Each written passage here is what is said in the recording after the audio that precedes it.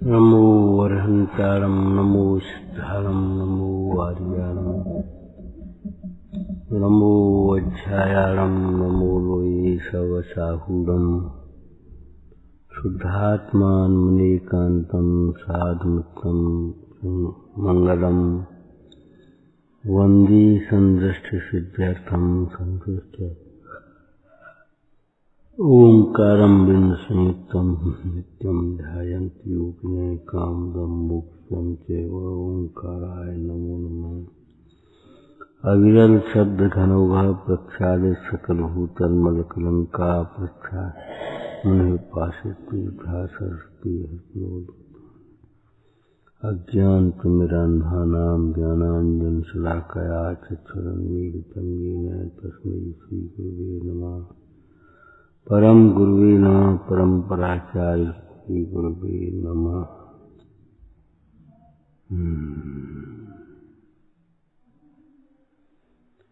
मंगलम भगवान वीरो मंगलम गौतम मुनि मंगलम कुंद कुंडाख्यो जैन धर्मोस्त मंगलम सर्वमंगल मांगल्यम सर्वकल्याणकारकम प्रधानम सर्वधर्माणां जैनम जयतु शासनम रम्यो निर्जनं वीरम् अनन्तवर्णानुदं संसहावं मोक्षामिलियं सारं केवलसुध केवलीवर्णिदम्।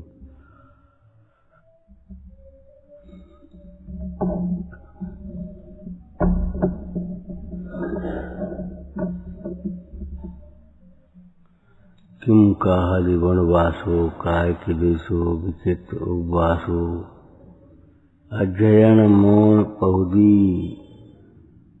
समुदार रहितस्य समनस्य।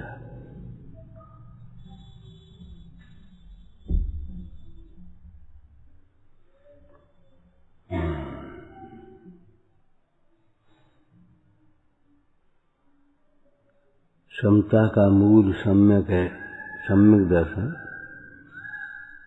समता का मूल सम्यक दर्शन है। समता भाव के बिना वनवास क्या करेगा? ये बहुत गंभीरता से सोचने की बात है। जब वैराग्य बढ़ता है, कषायें टूटती हैं, तब वनवास ही होता है। गृहवास भी हो तो वनवास की भावना होती है। कब गृहवासों उदास होए वन सेऊं बेऊं गति रूप निज रोकूं नित मन करी की। इस मन की चंचलता को रोक करके वैराग्य।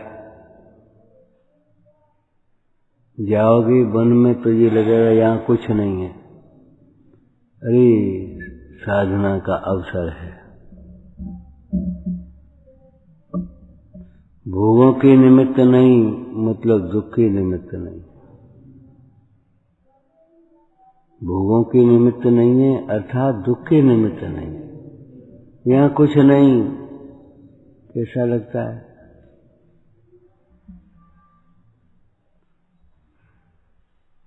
सोचो अपनी मानसिकता को, जहाँ भीड़ न हो, बाहर भोगों के विलासिताओं के साधन न हो, मन विकृति के कारण नहीं हो, वहाँ यदि ऐसा लगता हो यहाँ कुछ नहीं है, तो समझ लेना चाहिए सम्यक तो नहीं हो सकता, है भी नहीं, हो भी नहीं सकता। सोचो, विचार करो। जब राम का वनवास हुआ, सीता राम के साथ गई वन में, उन्हें कहीं कभी, कहीं और कभी ये तो नहीं लगा यहाँ कुछ नहीं। अयोध्या में बढ़िया महल था, दास दासियां थीं, भोग संयोग थे, ऐसे भोजन थे, ऐसे वस्त्र थे, ऐसे अलंकार थे, यहाँ कुछ नहीं है। एक दिन भी उन्हें ऐसा नहीं लगा यहाँ कुछ नहीं है।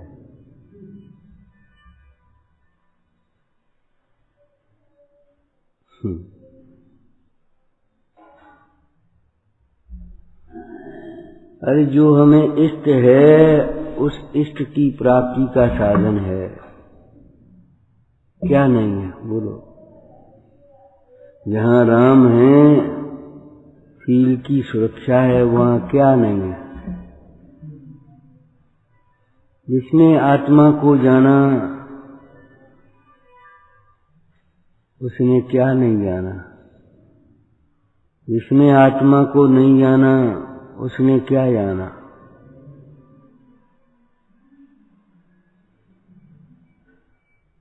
जब चेलना धोखे में आकर के धोखे में आई थी,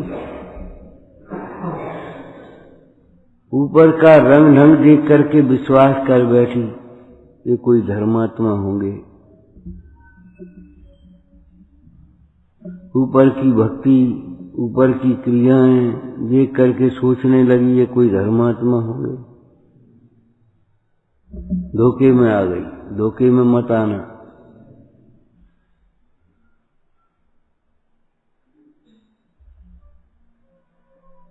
बहुत धोखे में आते हैं। लौकिक में भी जी बहुत धोखा खाते, ऊपर ऊपर से रीत जाते।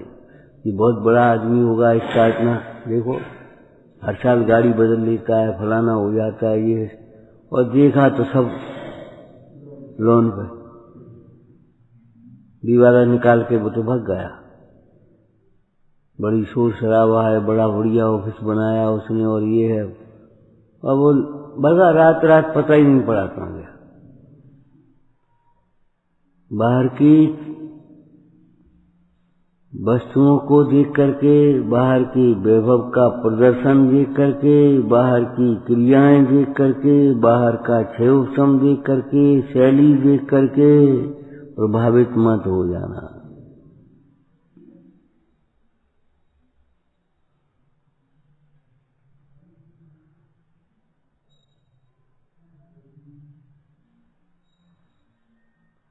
जब चेलना श्रेणी के महल में पहुंची, वहां देखा रंग ढंग, ओहो यहाँ तो धोखा हुआ, अब क्या करें, यहाँ तो कुछ नहीं है। तो बेचारी निराशा हो गई, उसे उदासी छा गई चेहरे पर। सैनिक आए और देखा, बोले उदास क्यों, क्या कमी है यहाँ, क्या नहीं है।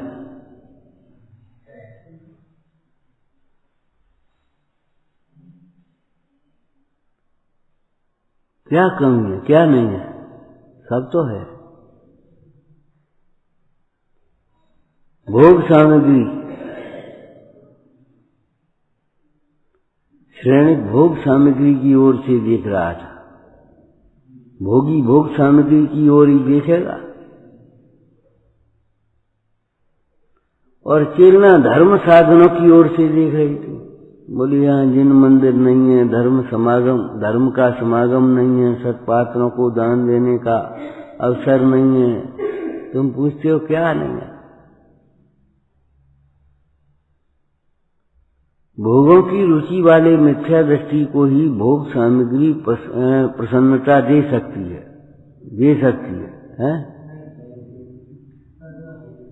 कल्पना। ज्ञानी को तो उस सामग्री में ऐसा लगता है कहाँ फंसे, कहाँ उलझे। भोगियों को भीड़ सुहाती है, योगियों को एकांत।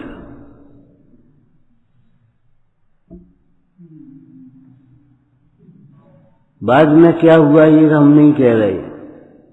तुम अपना मंदिर बनाओ, दान दो, जो कुछ करना है, पसंद रहो भाई।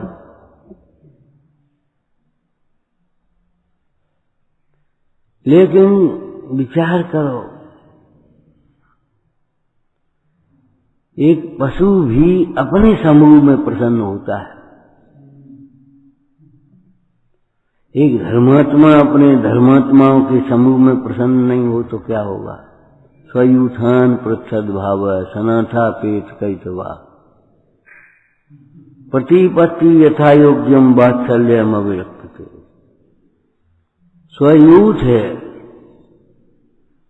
साधर्मियों का समूह, अपना परिवार है, अपना समूह है।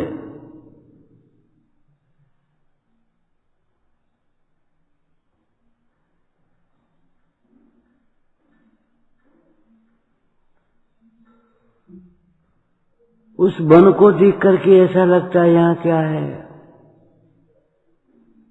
प्रकृति प्रेमी वहां सौंदर्य को, वन के सौंदर्य को, वन के दृश्यों को देखता है। योगी उस स्थान पर बैठा हुआ अपने आत्म स्वभाव को देखता है। ज्ञानानंद साहब का चार में कितनी सुंदर चर्चा की है। वे जंगल की गुफाएं मानो बुला रही हों, हे ज्ञानी आओ आओ यहाँ ध्यान करो, यहाँ तुम्हारा खूब मन लगेगा, यहाँ कोई ध्यान का अंतराय करने वाला नहीं, टोकने वाला नहीं, रोकने वाला नहीं, भोगों की याद दिलाने वाला नहीं, भोजन की भी कोई कहने वाला नहीं, चलो भोजन तो कर ले, कब बैठी रही हो।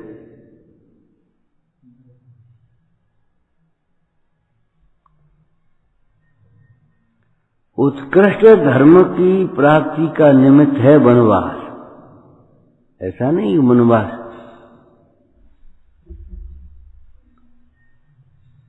लेकिन यदि वनवास में और गृहवास में अंतर देखा, महल में और वन में, क्या होगा तुम्हें? वहां राग यहां द्वेष, यहां राग वहां द्वेष, अंतर देखा अगर तो क्या मतलब हुआ? वह वनवास तुम्हारे कल्याण का निमित्त नहीं होगा। वह वनवास भी कल्याण का निमित्त तब होगा जब कल्याण स्वरूप आत्मा पर दृष्टि होगी, कल्याण की उत्कृष्ट भावना होगी, उत्कृष्ट लक्ष्य बनेगा।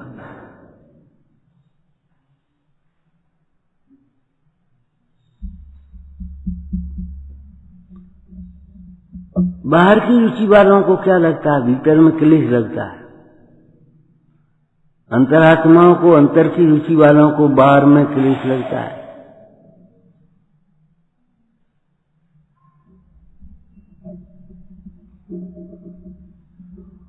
एक चर्चा चल चुकी। वनवास मतलब ये है, गृहवास को छोड़ करके वनवास की भावना तो भाना, परंतु वन में जाने मात्र से ही तुम्हारा आत्म दर्शन के बिना, आत्म ज्ञान के बिना, आत्म भावना के बिना कल्याण संभव नहीं है।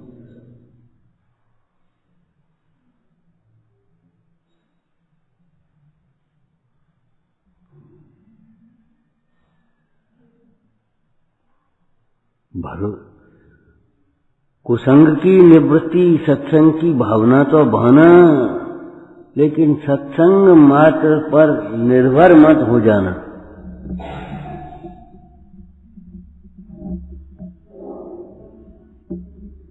मुनिराजों का संग,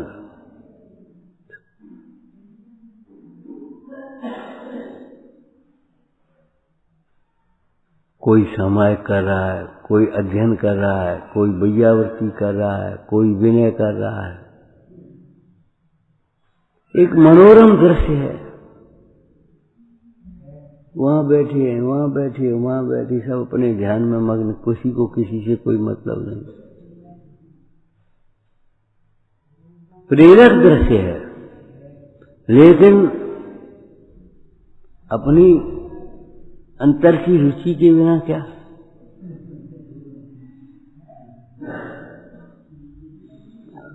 अंतर की रुचि के बिना क्या? टोडरमल जी ने 3 प्रकार के कारणों की मोक्ष मार्ग में चर्चा की। एक कारण तो ऐसा है जिसके होने पर भी कार्य होता है, नहीं होने पर भी कार्य हो जाता है, जैसी बाह्यता।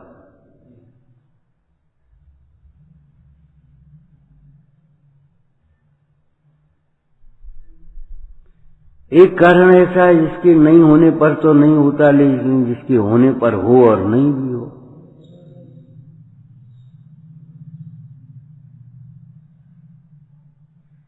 मुनिलिंग, एक कारण ऐसा होता है जिसके होने पर कार्य हो ही हो और न होने पर नहीं हो, समता भाव, रत्नत्रय। समता भाव और रत्नत्रय एक ही बात, अंतर है।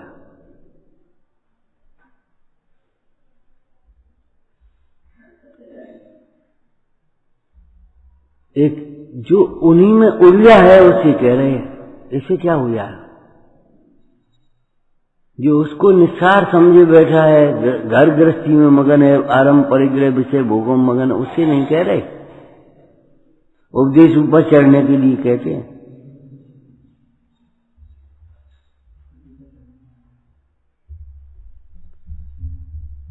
अभी क्या शुरुआत की थी? आत्मा की उत्कृष्ट साधना होगा तो वनवास ही होगा, गृहवास नहीं होगा।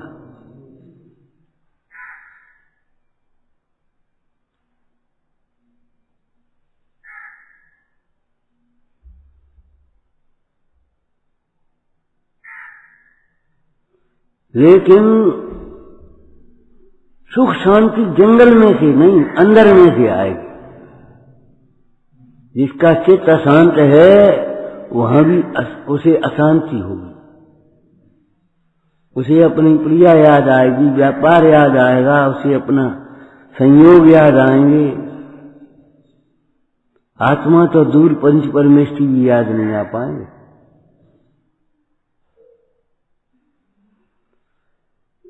जब आत्मा का स्मरण भी नहीं होगा तो सुख शांति कहां से होगी? साधना किसके बल पर चलेगी?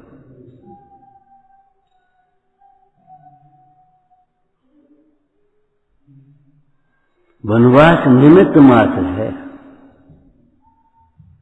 सत्समागम निमित्त मात्र है।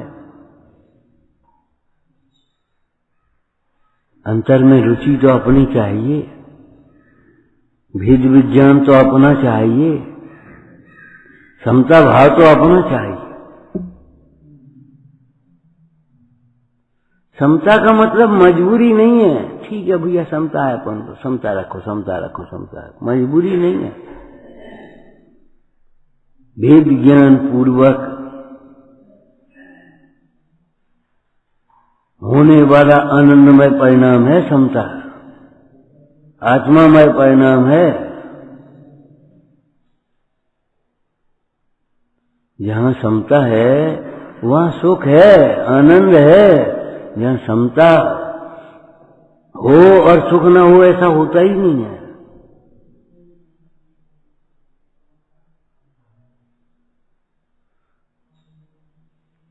तो इतना अर्थ मत लेना वनवास क्या करेगा, समता रहित का वनवास क्या करेगा, काय क्लेश क्या करेगा। देखो, अकाम निजरा तो पढ़ी है तुमने? अकाम निजरा क्या? बोलो, हैं? शक्ति कहां से जोड़ दिया?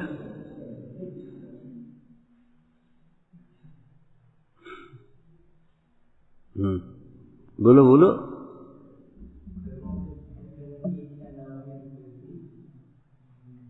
ये कर्म कहां से जोड़ दिए? कर्म का दिखाई दे तुम्हें? काले पीले नीले सुगंध दुर्गंध कुछ दिखाई देती है?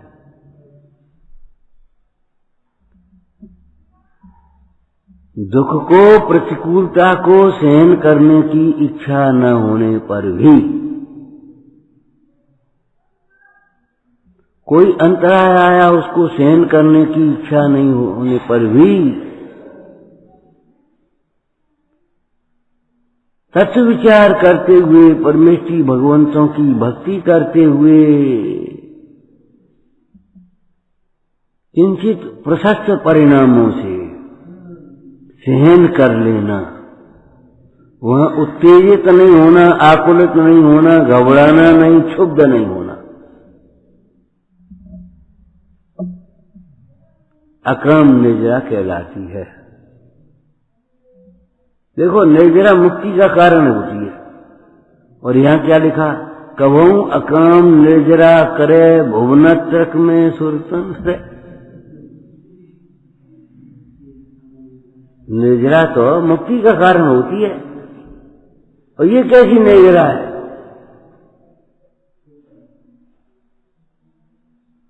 ये कैसी निर्जरा है? कहूँ अकाम निर्जरा करे भुवनत्रक में सुरतन धरे। क्यों भाई बोलो, नाम की निर्जरा है?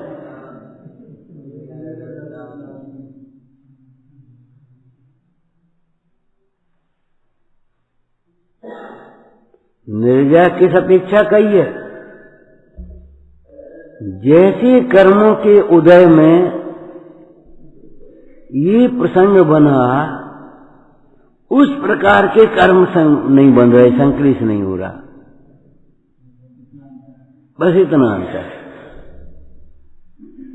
तो पुराने कर्म निर्जरित होते हैं, लेकिन नए कर्म तो बन रहे हैं। क्या करूं, सहन नहीं करें तो क्या करें? सही क्यों नहीं जिए रहा? नहीं सहन करोगे तो क्या करोगे?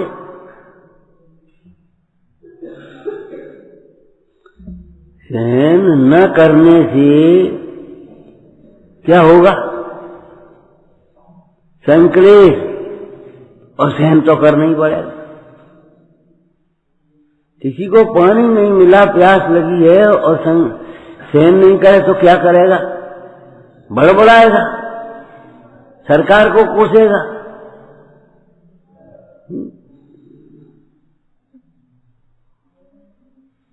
पुरानी भाषा में ये राजा कैसा है बताओ?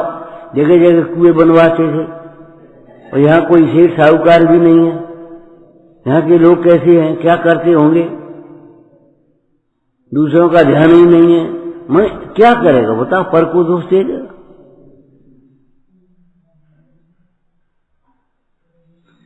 तो इन संक्लेश परिणामों से जिस क्वालिटी के, अब हम क्वालिटी शब्द कह रहे हैं, माने जिस अनुभाग वाले कर्म उदय में आए हैं, उससे तीव्र अनुभाग स्थिति वाले कर्म बन जाते हैं,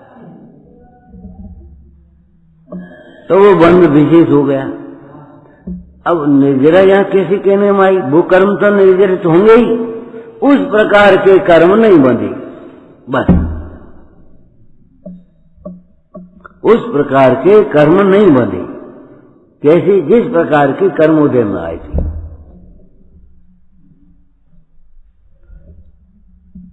पाप के उदय में तीव्र पाप का बंध नहीं हुआ, बस।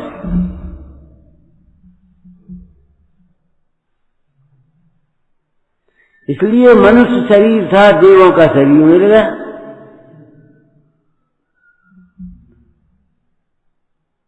रोटी के अभाव में समता रख ली, कंठ में अमृत झर गया, बस इतना सा काम, और कुछ नहीं।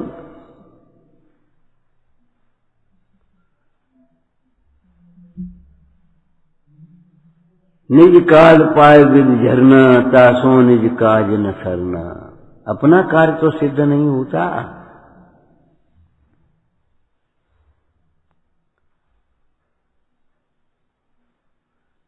काया में क्लेश होने पर भी, काय क्लेश क्या कहा? काया में क्लेश होने पर भी, क्लेश माने रोग आदिक प्रतिकूलता,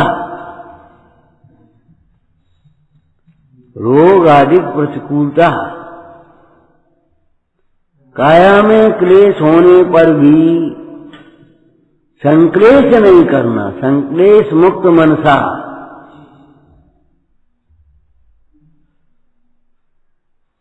परिचय सेन में अमृतचंद स्वामी ने पुरुषार्थ सिद्धि पाए में लिखा, संक्लेश मुक्त मनसा। संक्लेश परिणाम न होना, संकलित भाव न होना।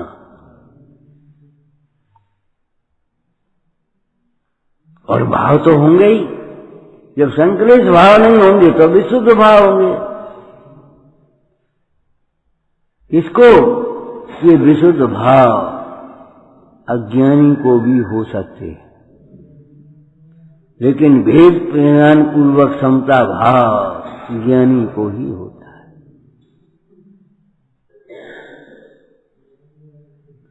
शरीर में कुष्ठ जैसा रोग, जिसकी वेदना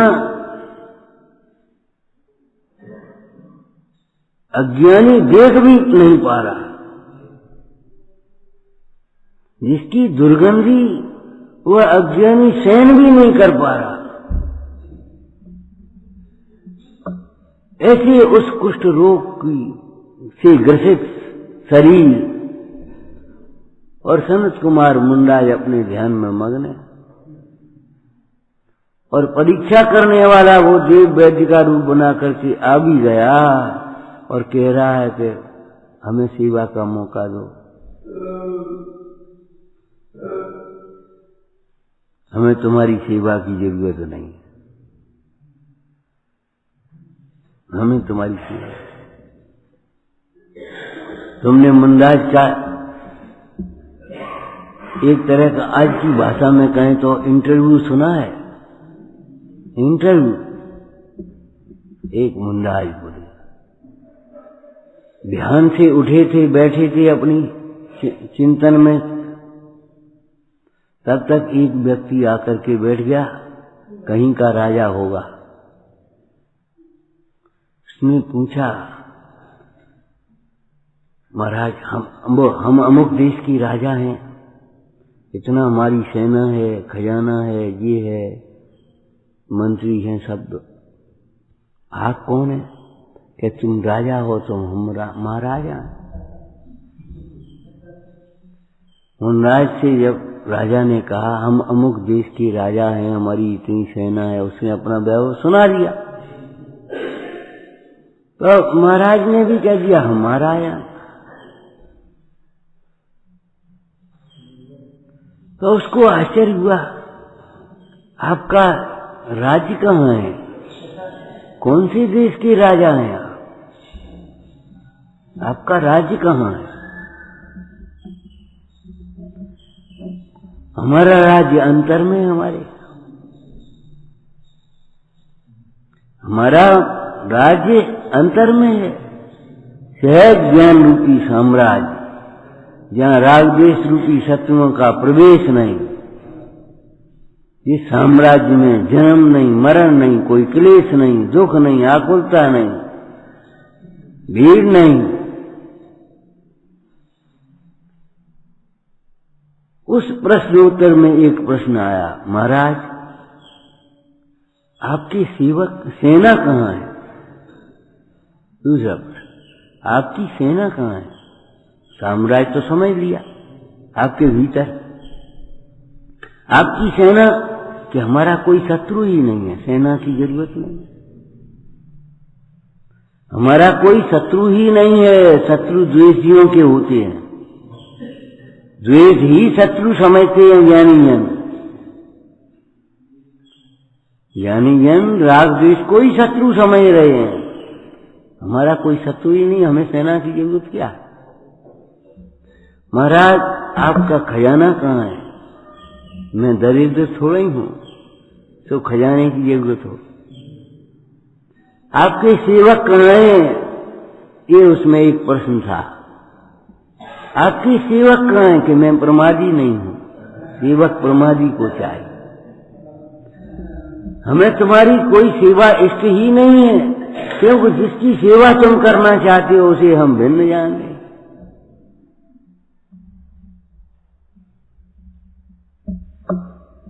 ध्यान रखना, योग्य ग्रहण करना, योग ग्रहण करना।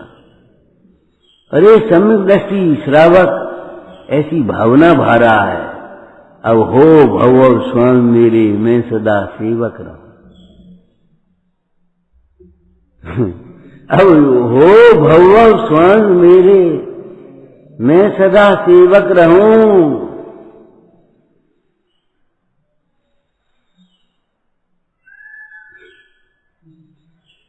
सेवा करने का भाव पुण्य भाव है, और सेवा कराने का अभिप्राय मिथ्या है। सेवा कराने का भाव पाप भाव समझना। सेवा करने का भाव पुण्य भाव, ठीक है कि नहीं? ठीक है कि नहीं? नहीं। भोगियों की सेवा करने का भाव, मोहियों की सेवा करने का भाव, सर्विस जिसको कह देते हैं लोग, क्या है? पुण्य भाव कहां से हो गया?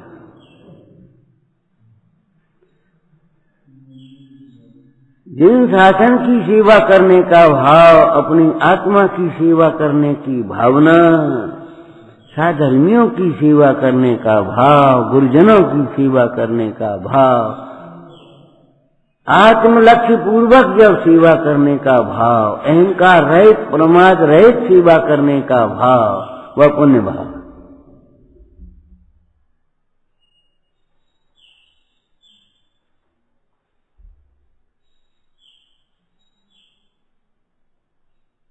दृष्टांतों में एक अज्ञानी सेवक का भी दृष्टांत आया है, आया कि नहीं आया? राजा का अज्ञानी सेवक था एक। राजा निद्रा में विश्राम कर रहा और वो अपने पंखा, समझ में आया उसके? अब मक्खियां थी, बार बार मक्खी आकर के बैठ गया और वो बार बार उड़ाए, और उसको आई गुस्सा, ये बार बार उड़ाती, बार बार आ जाती है, और निकाली तलवार और खींच के मार दी, ना कट गई, मक्खी तोड़ गई। ध्यान रखना, आपको कहा था अज्ञान से सेवा नहीं उपसर्ग होता है। अज्ञान से सेवा नहीं उपसर्ग होता है। इसी तरह के सारे सूत्र बताए थे आपको। क्या? क्रोध से सेवा नहीं उपसर्ग होते हैं। क्रोधियों ने साधकों पर उपसर्ग किए हैं, अज्ञानियों ने साधकों पर, आराधकों पर उपसर्ग किए हैं, सेवा नहीं करी है।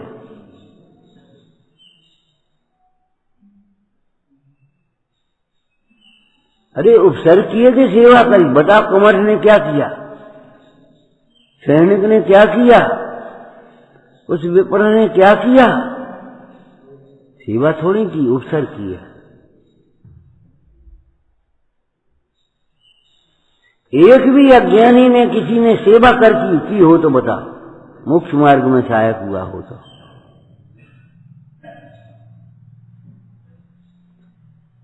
टोटामल जी ने भाव भाषण की महिमा बताई तो ये दृष्टांत दिया है।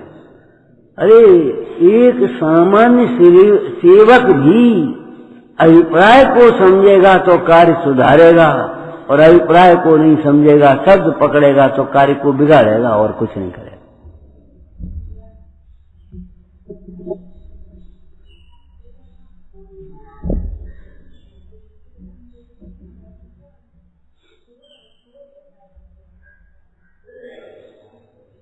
मनमानी इच्छाओं की पूर्ति में सहायक होना ये कोई सेवा नहीं है। श्रम निवारणार्थ ही सेवा का प्रयोजन लिखा है, बाह्य सेवा का। मुंडा थक करके आए, समय करेंगे तो श्रम निवारणार्थ वैयावृत्ति लिखी है, सेवा लिखी है।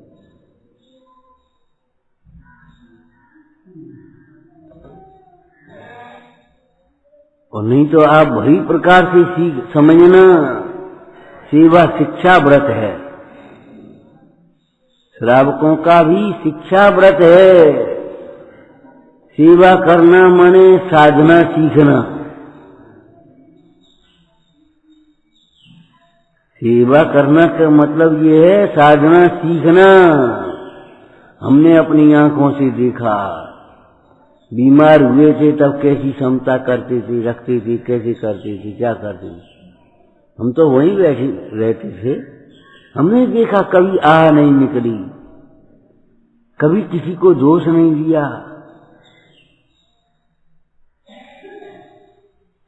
सेवा माने शिक्षा। वैसे ही थोड़ी हमने आपको कह दिया, सेवा के बिना साधना सीखी भी नहीं जा सकती, कर क्या सकोगे।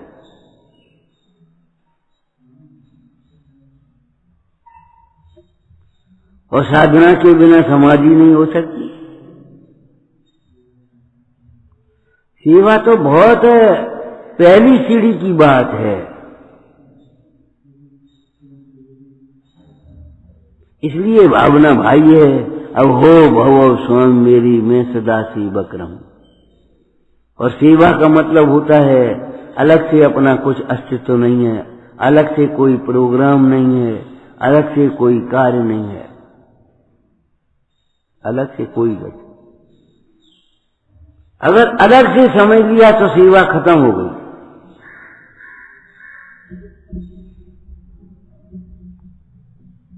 अब हमें अपनी पूजा भी करनी है, हमें अपना स्वाध्याय भी करना है। अच्छा, ये क्या है? अगर वो अलग से स्वाध्याय और पूजा का भी लक्ष्य रहेगा तो यहां आफत लगेगी, आफत लगेगी। वहां जाकर के बैठ गए और स्वाध्याय कर रहे, उसको तुमने स्वाध्याय मान लिया, ये स्वाध्याय का कार्य है। अभी हम पढ़ रहे थे, स्वाध्याय से वैयावर्ती भी, स्वाध्याय से भी श्रेष्ठ है, स्वाध्याय का फल है। आपत्ति काल में, विपत्ति काल में तुम स्वाध्याय वालों को बुलाती हो कि सेवा करने वालों को? भैया को है न पानी पिला दे, न उठा के बैठा दे, न दर्शन करा दे। बोलो काय को बुलाते? वैयावर्ती मोक्ष मार्ग में स्थितिकरण का प्रधान कारण है।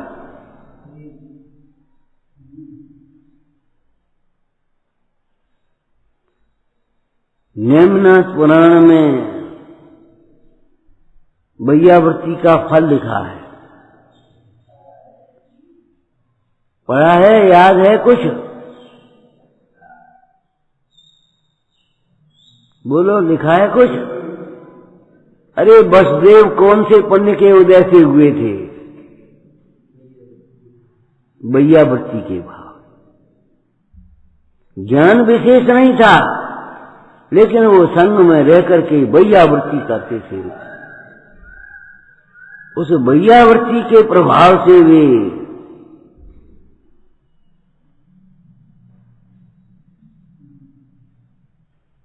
वसुदेव बन गए। लेकिन ध्यान रखना, वैयावर्ती का उत्कृष्ट फल स्वयं में समता होना है, समता आ जाना है, भेद ज्ञान होना है देह और आत्मा का, साधना में उत्साह होना है। देखो, अपने से कह रहे, देखो ये गुरुजन, ये साधक प्रतिकूलताओं में भी कैसे ध्यान लगा रहे हैं। धन्य धन्य आदिश्वर स्वामी, कैसा ध्यान लगाया है। वो प्रसंग अलग है, वो प्रसंग अलग है, एक सहज जीवन का प्रसंग है। लेकिन वैयावर्ती के काल में धन्य धन्य सनत कुमार मुंडाज,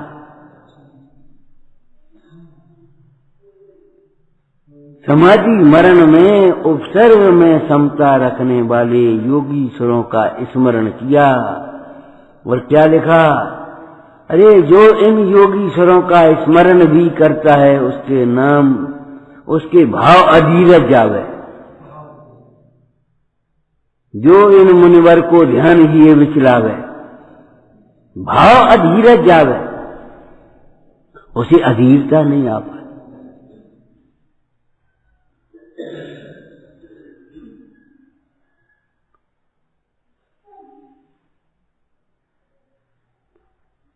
इच्छाओं का निरोध होता है। वैयावर्ती तप है क्या है? तप है ना, तो इच्छाओं का निरोध होना चाहिए। वहां भूख लगी है और भोजन नहीं कर पा रहे,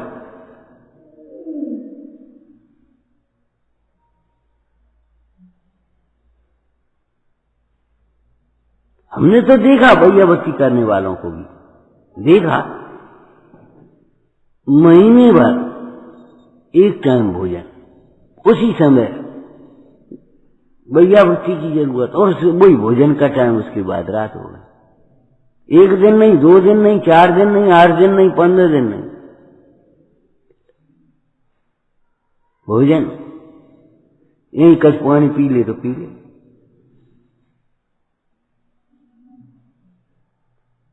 अब हमें अपनी पढ़ाई करने होगी भैयावती, अब हमें आराम करना है, हमें नींद आ रही है, हो गई भैयावती। अज्ञान से उपसर्ग होते हैं, ये सिद्धांत वाक्य है। उसका आप देखो पुराणों में किसी अज्ञानी ने भैयावती की हो, उपसर्ग ही की। भैयावती मान करके जो कार्य किए गए हैं वे भी कैसे हुए, भले उन्हें थोड़ा बहुत पुण्य बन गया हो।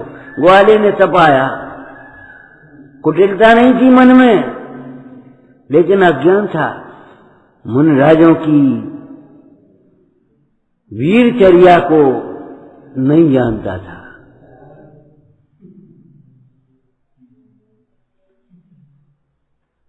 करे ये ठंड भंड में नहीं, ये अपनी आत्मा।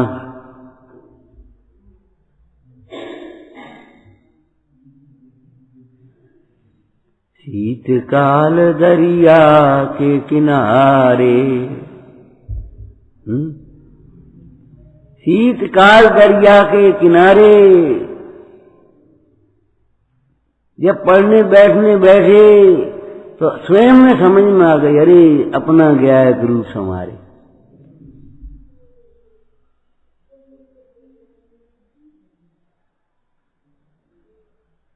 कहाँ की ठंड, संबर अंबर में सुन राजोल शीत अनंत तुषार बचाऊं।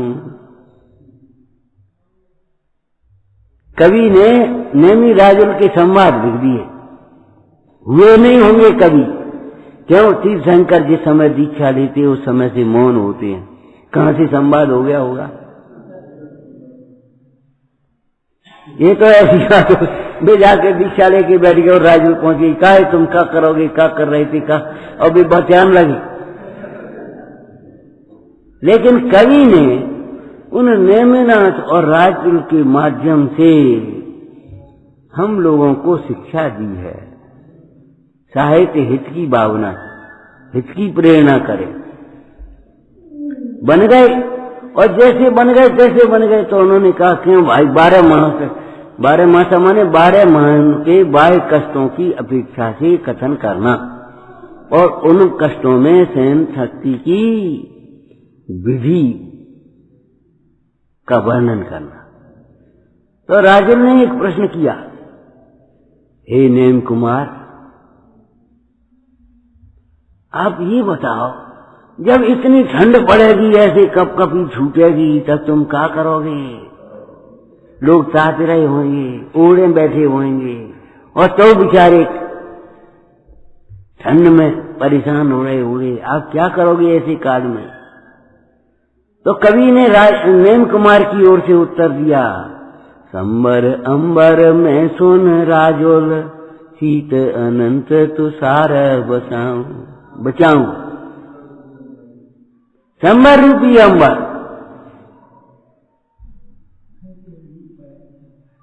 संबर रूपी अंबर है, बाहर में दिगंबर।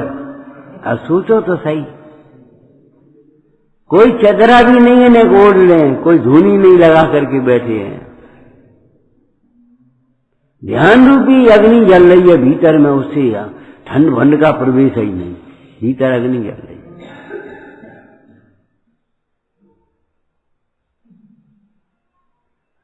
भैयावृत्ति का मतलब है अपना उपकार करना, एहसान नहीं करना, अपना उपकार करना।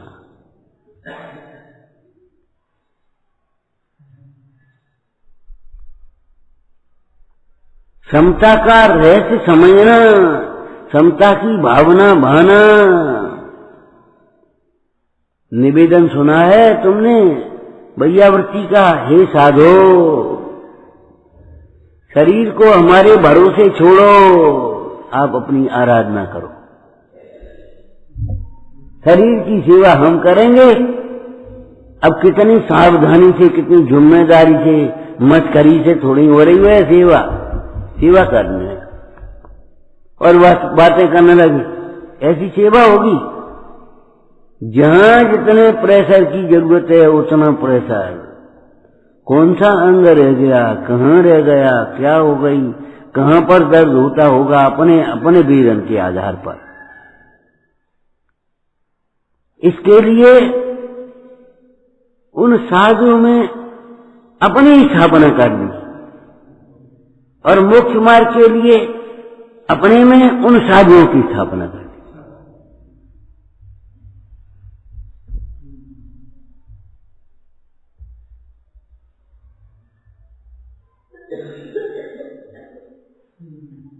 समझने के लिए उस साधुओं को उस अवसर के काल में क्या होता होगा, उसके लिए तो अपनी स्थापना कर ली। धर्मात्माओं की अपने शरीर के समान रक्षा करना, संयम की अपने नेत्र के समान रक्षा करना। आंधी आए ऐसे बंद कर ले, तो सकल चेत के लिए ऐसे ही बंद कर ले। आंधी आ रही है, विषयों की आंधी चल रही है।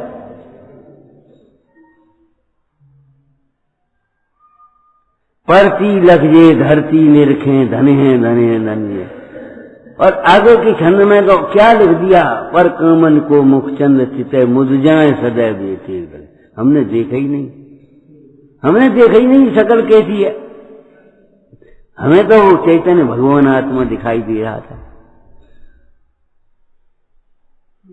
हमें तो माता दिखाई दे रही थी, हमें तो पुत्री दिखाई दे रही थी, हमें तो बहन दिखाई दे रही थी। ये लौकिक के रूप है, लौकिक की समझ है। वो पालकी को यहां ले आओ, शिवाजी ने पालकी मंगा ली। उठाओ इसके पर्दे को। अब वो भीतर वो स्त्री कहां पर है, ये अब का हो वो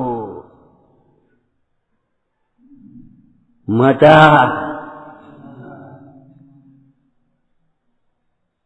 अपने सैनिक की, अपने सिपाही की, अपने सेनापति की अपराध की हम क्षमा मांग रहे हैं। निश्चिंत रहो, तुमको तुम्हारे पति के पास पहुंचा देंगे। काश मेरी माता ऐसी सुंदर होती। माने ये लौकिक की पवित्रताएं हैं, बिना भेद ज्ञान के इतना हो सकता है, इतनी मंद कथा है। तो भेद ज्ञान होने पर क्या होता होगा। निर्विकार बालकवत निर्भय, तिनके चरणन धोक हमारी।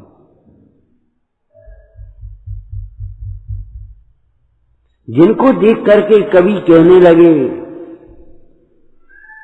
जगत में ऐसे अनेक पुरुष हैं जो मत वाले हाथी को वश में कर लें। मत्तेव कुंभ दल ने भुवसंत सूया।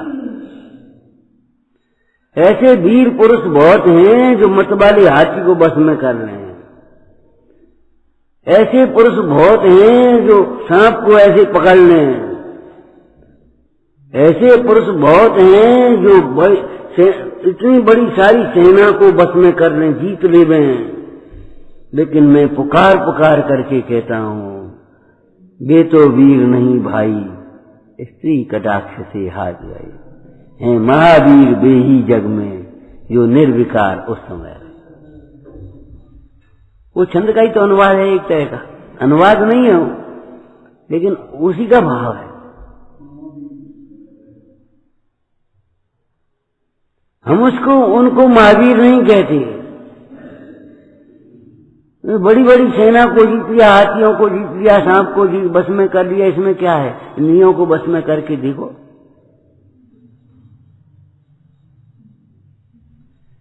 अरे आंखें हैं और दिख रहा है और देख रहे हैं, लेकिन सेता हुआ नहीं से होता।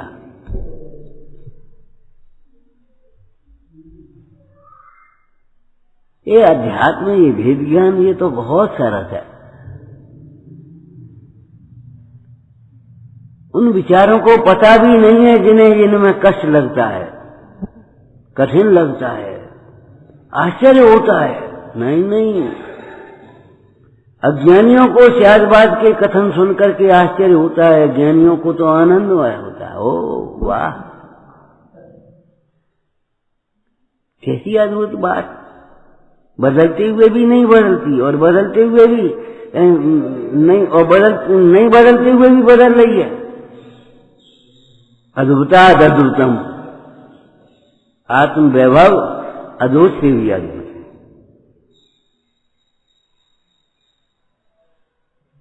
अद्भुत से भी अद्भुत प्यारा, निश्चय आत्म राम हमारा।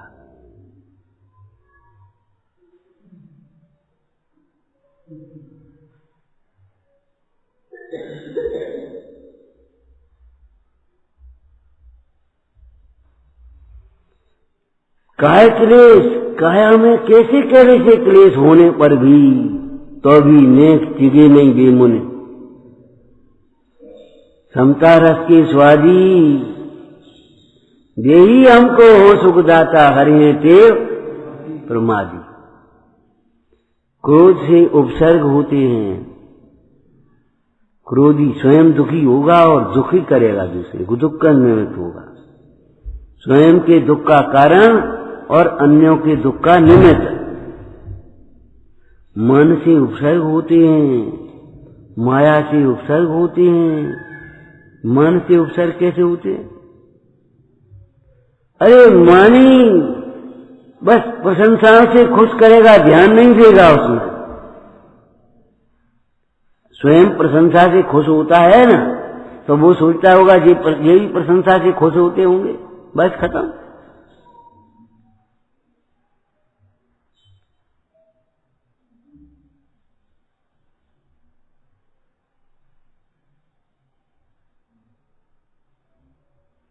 मायाचारी टालता है दूसरों पर, बहाने बनाता है। संगठन के, शक्ति के, समय के, ड्यूटी के, जनकायता के बहाने बना रहा है।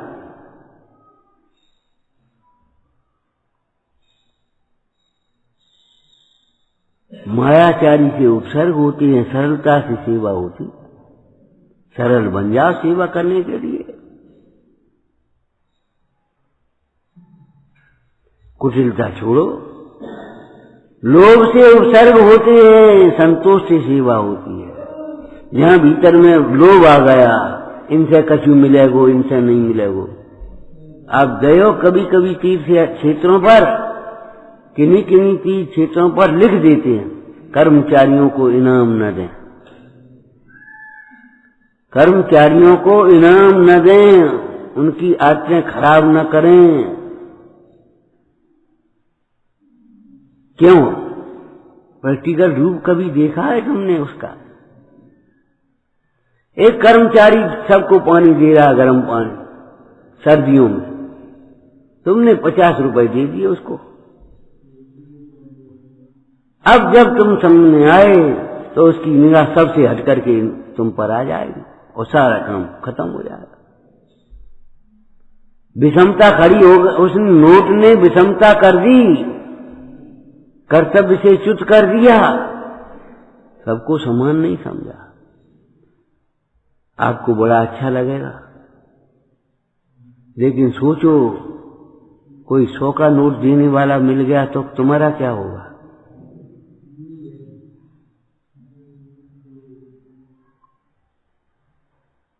सौ का नोट मिल गया तो तुम्हारा क्या होगा? पड़े रहोगे कोनों में। वो 100 के नोट के पीछे भगेगा, 50 का नोट थोड़ी तुम्हारा देगा।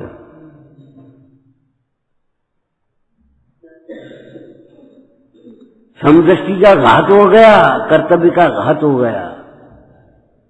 लोभी सेवा नहीं करता, भोगों के विकारी हैं कि भगवान के भक्त हैं। भीड़ मची है। अपने गणों के मंदिर में आने की फुर्सत नहीं और अच्छे क्षेत्रों पर भीड़ मची है, भक्तों की कि भोगों के भिखारियों की।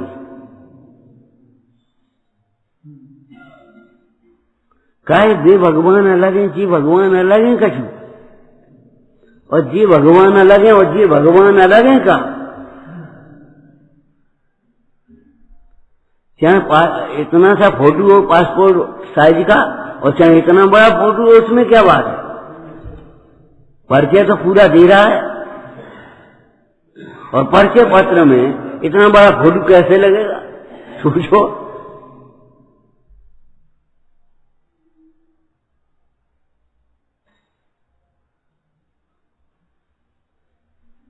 विचारना, काया में क्लेश होने पर भी समता भाव। सनत कुमार का उस दिन दृष्टांत दे रहे थे, नहीं वो नारायण कृष्ण का। उस वैद्य ने कहा इन मुनराज को अमुक औषधि वो मिल जाए तो इनका रोग ठीक हो जाए, और औषधि पहुंच गई आहार के साथ में और उनका रोग ठीक हो गया। वैद्य को लगा हमने ठीक कर दिया। एक दिन दोनों के दोनों पहुंची मुनीश्वर के पास बैठे थे। अब वो अपनी प्रशंसा कराने की चाह से पूछने लगा, महाराज कैसी तबीयत है? कि जैसी पहली थी, जैसी पहले थी। अरे पहले तो रोग था और आप निरोग हैं। कहाँ कहाँ? मेरा आत्मा तो उस समय भी निरोग था और शरीर तो अभी भी रोगी है।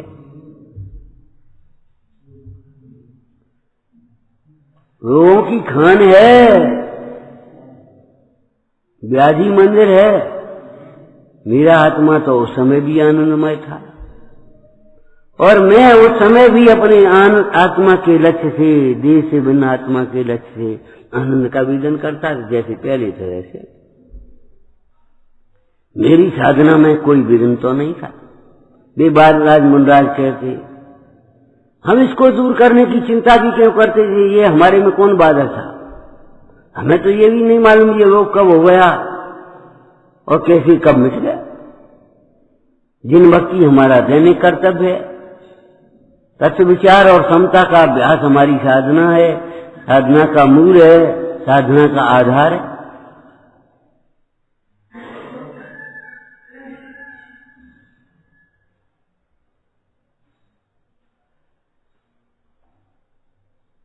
चैनान योग की भाषा में मूल गुणों की में मूल की परिभाषा अलग है, लेकिन यहाँ सम्यक दर्शन मूल, दंशन मूलो दम्मो।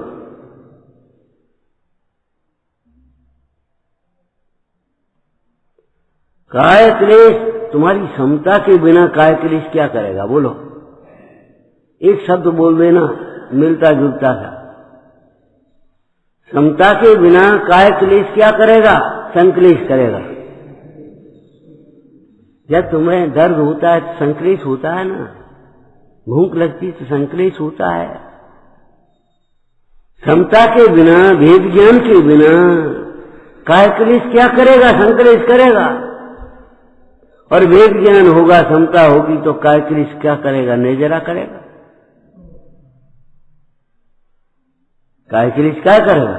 निर्जरा करेगा। ततस्य निर्जरा, और ऐसी निर्जरा जिसके साथ में बंध नहीं है उस प्रकार का, जिस निर्जरा का फल मुक्ति है। ये निर्जरा नहीं, कौन सी? कबो अकाम निर्जरा करे भुवन त्रिख में सुरतंदर है। ये कोई निर्जरा थोड़ी है, सच पूछो तो। वो तो उस भाषा में निर्जरा कह दिया जिस तीव्र कर्म के उदय से, जिस पाप के उदय से जो तुम्हें ये दारिद्र्य, रोग, बीमारी, प्रतिकूलता उपसर्ग सहन करने पड़े, उस प्रकार का बंधन नहीं होगा।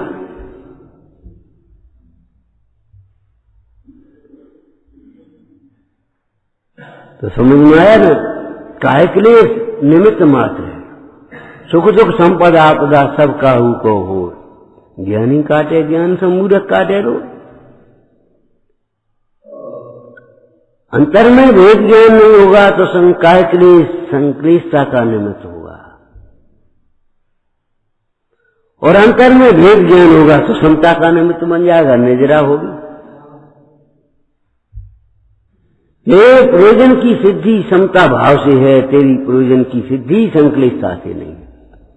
आपको मालूम है ऐसे तीर्थंकर भी हुए जिनके ऊपर उपसर्ग नहीं हुए, ऐसे मुनीश्वर हुए जिनके ऊपर उपसर्ग नहीं हुए, जिंदगी भर नहीं हुए।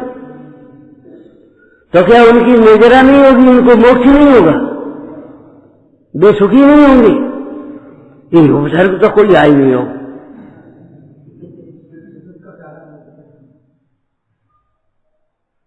उपसर्ग न हो तो भी सहज भाव से स्वीकार करना आत्मा को, और उपसर्ग हो तो भी देह से भिन्न आत्मा को सहज भाव से स्वीकार करना। शर्त मत लगाना, उपसर्ग हो तो फिर हम सहन करेंगे तो लोग हमें, हमारा यश होगा रावण जैसा।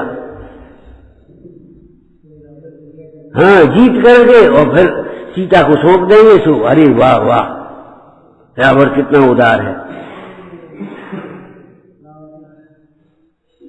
कितना वीर है, उसने जीत लिया। अरे मूल कसायों को तो जीत नहीं पाया, उस युद्ध को जीत लेने में क्या वीरता तेरी है? जो कसायों को नहीं जीत पाता है वो बाह्य सेना को भी जीतने में असमर्थ है, और जिसे वह अपनी जीत माने बैठा है वह उसकी हार है।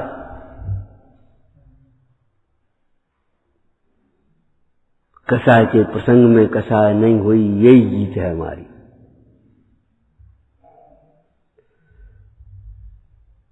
विचारना। ओम नमः। हे जिनवाणी भारती तो जपू दिन रे, जो तेरी शरणा गए सो पावे। या वाणी की ज्ञान के सूझे रो कालो, जो वाणी में सके सदा देत हूँ तो।